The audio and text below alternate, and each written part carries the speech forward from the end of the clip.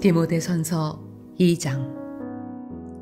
그러므로 내가 첫째로 권하노니 모든 사람을 위하여 간구와 기도와 도고와 감사를 하되 임금들과 높은 지위에 있는 모든 사람을 위하여 하라.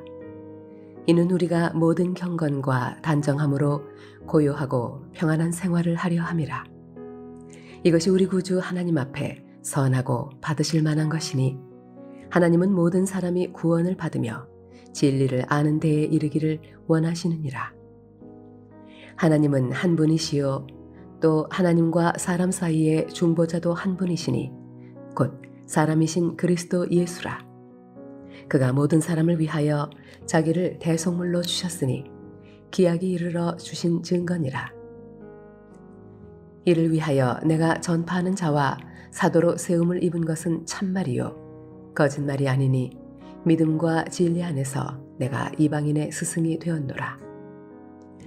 그러므로 각 처에서 남자들이 분노와 다툼이 없이 거룩한 손을 들어 기도하기를 원하노라.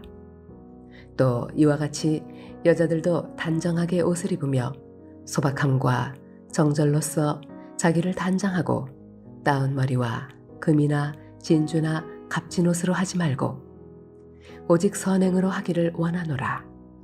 이것이 하나님을 경외한다 하는 자들에게 마땅한 것이니라. 여자는 일체 순종함으로 조용히 배우라.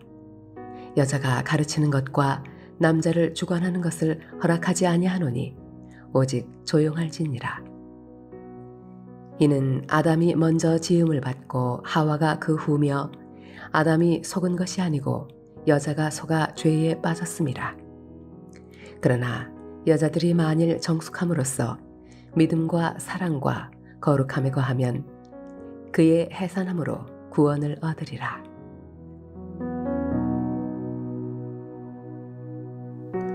할렐루야. 오늘도 하나님께서 주시는 은혜를 힘입어 하루를 승리하는 저와 여러분 되시길 주님의 이름으로 축원합니다.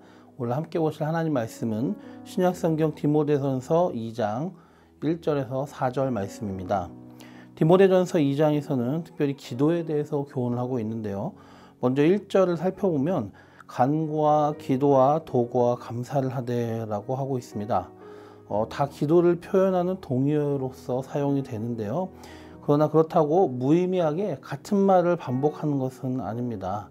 이 각각의 표현이 의미하는 말을 좀 더 자세하게 살펴보면 간구는 성경 원어로는 데세이스라고 하는데 어떤 위급하거나 특정한 상황의 문제 해결을 위해서 하나님 앞에 호소하며 애원하는 것을 의미합니다. 그래서 우리말로는 간절히 구하다라는 간구라는 단어로 번역을 한 거고요. 그리고 다음으로 기도는 헬라어로 프로슈케라고 되어 있는데 이것은 성도가 하나님과 더불어 교통하며 그 영적 교제 가운데 하나님께 기원하는 모든 행위를 지칭하는 말입니다. 그래서 일반적인 의미의 모든 기도를 다 의미한다고 볼 수가 있습니다. 도고는 엔투세이스라고 하면서 다른 사람을 위해서 기도하는 것을 말합니다. 흔히들 우리가 중보기도라고 하는 게 이 도고에 해당합니다. 그리고 감사는 유카리스티아라고 하는데 하나님의 은혜를 생각하고 기억하며 하나님을 높이고 하나님께 감사를 올리는 기도를 말합니다. 그리고 이어지는 오늘 2절에서 4절을 살펴보면 이것이 오늘의 본론인데요. 나라의 높은 지위에 있는 모든 사람들을 위해 기도하라고 교훈하고 있습니다.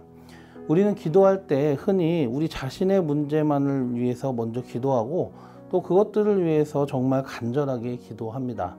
그런데 오늘 본문을 보면요, 사도 바울은 임금들과 높은 지위에 있는 모든 사람들을 위해서 하라라고 되어 있습니다. 1절부터 2절까지 보면은 모든 사람을 위해서 기도하되 라고 먼저 시작을 하지만은 특별히 이 나라의 지도자들을 위해서 기도하라. 그래서 오늘 말씀에서 바울이 첫 번째로 우선적으로 권면하는 말씀입니다. 이것이 정말 중요하다는 것이죠. 물론 우리 자신과 가족의 문제에 가장 관심이 가는 것은 인지상정이고 가장 가까이 있는 사람들을 위해서 기도하는 것은 팔이 안으로 긋듯이 당연한 것일 수가 있습니다. 그렇지만 성숙한 성도라면 이제 그 기도의 폭을 넓혀서 나라와 위정자들을 위해서도 힘써 기도해야 된다는 것입니다. 높은 자들 그리고 위정자들을 위해서 기도해야 될 이유는 무엇인가요? 첫째는 우리가 모든 경건과 단정함으로 고요하고 평안한 생활을 하기 위해서입니다. 오늘 본문에도 그렇게 나와 있죠. 여기서 말하는 이 생활은 우리의 일상적인 삶을 의미합니다. 고요하고 평안한 생활은 무엇입니까? 경건과 단정함으로 표현된 우리의 신앙생활을 둘러싼 정치, 경제, 문화, 외교, 국방 등 우리를 둘러싼 모든 외적인 환경을 말하는 것이죠. 그 안에서 우리가 신앙생활을 하는 것입니다. 그런데 우리의 이런 전반적인 외적인 환경이 흔들리지 않고 문제가 없어야 그 안에서 하는 우리의 신앙생활의 모든 활동도 안정적으로 할 수 있다는 것입니다. 지도자들이 악하거나 어리석거나 무능하면 나라가 흔들리죠. 우리를 둘러싼 전반적인 일상생활이 무너지게 됩니다. 그러면 우리는 매우 괴로울 것입니다. 그리고 그런 괴로움 가운데 신앙생활을 정상적으로 하는 것은 쉽지 않을 것입니다. 개인과 가정의 문제도 우리를 힘들게 하지만 국가 사회가 흔들리면 우리는 더 치명적으로 괴롭고 심하면 정상적인 신앙생활 자체가 불가능하게 될 수도 있습니다.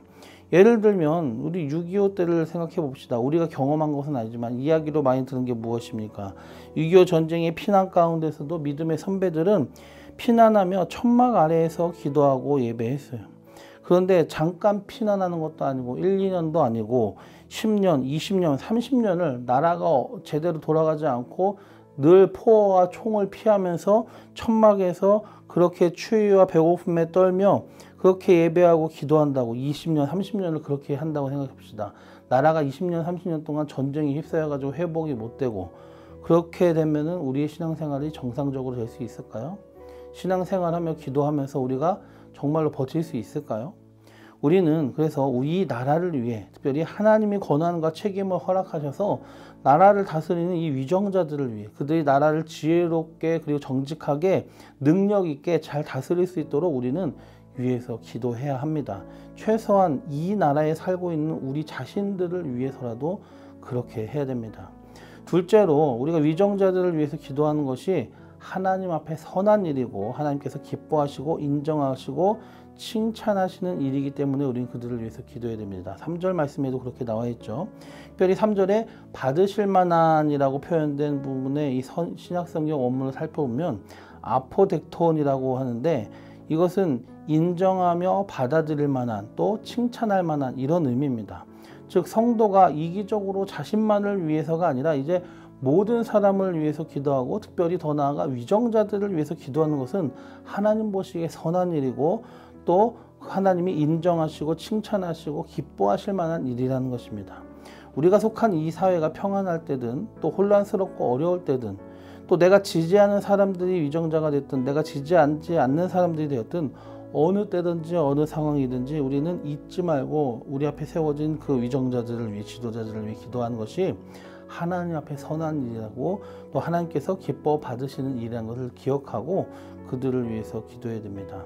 또 마지막으로 위정자들을 위해서 기도하는 것은 결과적으로 하나님의 구원의 뜻을 이루기 위한 것이기 때문에 우리는 그들을 위해 기도해야 됩니다. 4절 말씀에 보면 하나님께서는 모든 사람이 구원을 받으며 진리를 아는 데에 이르기를 원하신다 했습니다. 위정자들을 위해 기도하는 것은 물론 당연히 위정자 개인이 하나님을 알고 구원받는 것도 하나님의 뜻에 합당하기 때문입니다. 그들이 그래서 하나님을 알고 하나님을 두려워하고 웬만하면 하나님을 믿고 그래서 하나님의 사람이 되는 게 좋겠죠. 그런데 그들의 구원만을 위해서가 아니라 국가를 위해 위정자를 위해 기도를 통하여서 그들을 통하여서 국가 사회가 잘 되고 또 복음이 전파되는 그런 길이 열리는 그런 일이 생길 수 있도록 하기 위해서 위정자들을 위해서 기도해야 된다는 것입니다. 만일 위정자들이 하나님을 대적하고 사단의 도구가 되어 국가사회를 망가뜨리고 하나님을 대적하게 하고 복음 전파를 법과 정책과 문화로 막고 방해하는 상황이 오면 어떻게 되겠습니까? 교회와 성도들은 더욱더 힘들어지고요. 복음 전파의 사명을 감당하는 것도 당연히 힘들어지겠죠. 국가사회는 하나님을 떠나 타락하게 되며 소돔과 고모라처럼 하나님의 심판의 대상이 될 것입니다. 따라서 그리스도인들은 국가사회의 일에 무관심하면 안 됩니다. 특히 위정자들을 무시하고 그들에게 눈을 피해서 그들이 망하기만을 바라는 마음을 가져서는 안 됩니다. 그들이 하나님을 두려워하고 사단의 도구가 아니라 하나님의 선한 도구로서의 역할을 감당하기 위해서 감당하는 사람이 되게 해달라고 끊임없이 기도해야 되고, 그들이 특히 무능하고 어리석은 자가 아니라 정말로 능력 있고 지혜로운 자, 또 사리사욕을 채우는 악한 자들이 아니라 정직하며 국가와 국민을 위해서 일하는 참된 국민의 일꾼, 국가의 일꾼이 될 수 있도록, 또 그런 사람들이 세워질 수 있도록 우리는 끊임없이 기도해야 됩니다. 그것이 이 사회를 지켜나가고 또 모든 사람들을 구원하시려는 하나님의 뜻이 이루어지기 위해서이기도 합니다. 말씀을 정리합니다. 성도 여러분, 바울의 권면을 통한 하나님의 말씀에 우리는 귀를 기울여야 됩니다. 이제는 우리 자신만을 위해서 기도하는 것을 더 넘어서서 우리 기도의 지평이 더 확장이 되어야 됩니다. 특별히 나라 민족을 위해서, 그리고 특히 이 나라 민족을 책임지고 있는 위정자들이 올바로 설 수 있도록 기도하고, 우리 나라 민족을 위해서 눈물을 흘리며 느헤미야와 같은 기도를 해야 됩니다.